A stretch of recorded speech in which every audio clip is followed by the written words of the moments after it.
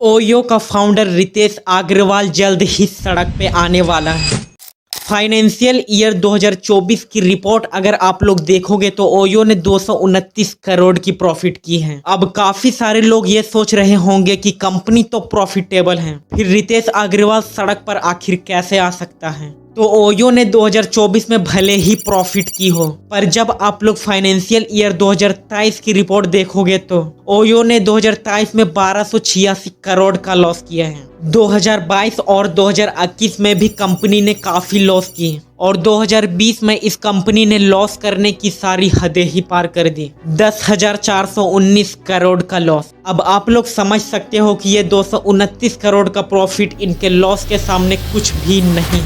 अब जिन लोगों को ऐसा लग रहा है कि 2020 में कोविड-19 के लॉकडाउन की वजह से ये कंपनी लॉस में गई है, तो उन लोगों को मैं ये पहले ही क्लियर कर दूं, आप लोग सही तो हो पर उतना भी नहीं जितना आप लोग सोच रहे हो, क्योंकि इस कंपनी का इतिहास ही रहा है लॉस में रहने का। 2019 में इस कंपनी ने 2,385 करोड़ का लॉस किया और 2018 में इस कंपनी ने 360 करोड़ का लॉस किया।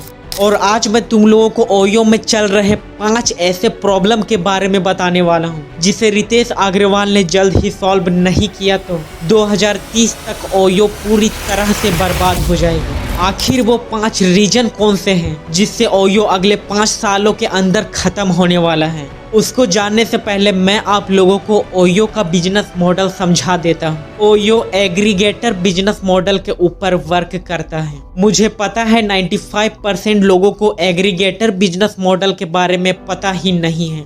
एग्रीगेटर मॉडल का मतलब एक ऐसा माध्यम या प्लेटफॉर्म होता है जो अलग अलग सर्विसेज या प्रोडक्ट को एक जगह इकट्ठा करके यूजर्स को प्रोवाइड करे। स्विगी, जोमेटो और इस कैटेगरी में आने वाले सभी प्लेटफॉर्म्स इसी बिजनेस मॉडल के ऊपर वर्क करते हैं। अब अगर आप लोग ओयो को ऊपर से देखोगे तो सब कुछ आपको परफेक्ट देखने को मिलेगा। सस्ते hotels, better services all over world में होटल चेन्स। पर पता है सबसे बड़ी प्रॉब्लम कहाँ है? इनके बिजनेस मॉडल में। And I 100% guarantee that if do not solve this 5 problems soon this company will completely shut down by 2030। क्या है वो 5 प्रॉब्लम? चलिए समझते हैं। तो फर्स्ट रीजन है only married couple can take entry. OYO एक नया रूल लेकर सामने आया है जिसमें ओयो ने बिना शादी किए कपल्स की एंट्री में बैन लगा दी है। ओयो के इस नए रूल के वजह से उनका एक बहुत बड़ा कस्टमर बेस कॉम्पिटिटर की प्लेटफॉर्म की ओर शिफ्ट करना शुरू कर दिया है, जिससे इन फ्यूचर ओयो को एक बड़ा लॉस देखने को मिल सकता है,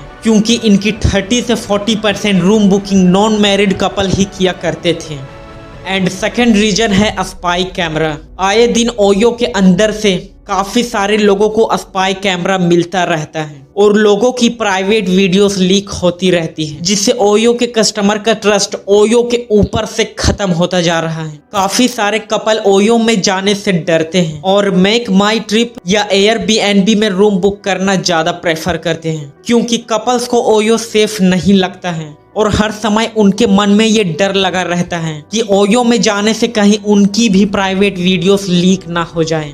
तीसरा रीजन है rapid expansion and lack of management. OYO काफी तेजी से भारत और अदर कंट्रीज में एक्सपेंड कर रहा है, जिससे इनकी क्वालिटी और सर्विस को मेंटेन रख पाना ओयो के लिए इम्पॉसिबल होता जा रहा है, जिससे होटल के कस्टमर की कंप्लेंट्स बढ़ती जा रही है और इस रीजन की वजह से ब्रांड की इमेज खराब होती जा रही है। फोर्थ रीजन है कस्टमर एक्सपीरियंस। कस्टमर जिस रूम के इमेज को देखकर रूम को बुक करते थे, होटल में जाने के बाद उनको वैसा रूम ही नहीं मिलता था। कमरे की कंडीशन तो ऐसी होती थी कि सालों से कमरों को साफ ही ना किया गया हो, ना ही उनको ढंग की कस्टमर सर्विस मिलती थी और कई बार तो लोगों के बुकिंग को ही ओयो के पार्टनर होटल्स रिजेक्ट कर देते थे। वादे के अनुसार फैसिलिटीज ना मिलने की वजह से काफ़ी सारे लोग मेक माई ट्रिप और एयरबीएनबी जैसे प्लेटफॉर्म में शिफ्ट होते जा रहे हैं, जिससे ओयो इन फ्यूचर डूब सकता है।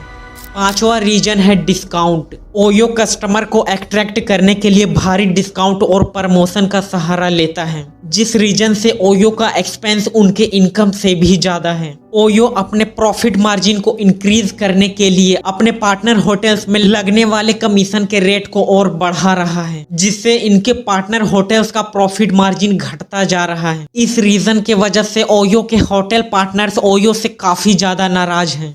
ओयो आईपीओ लाने में भी काफी देरी कर रहा है, जिसके वजह से इनके इन्वेस्टर का भरोसा भी ओयो के ऊपर से उठता जा रहा है।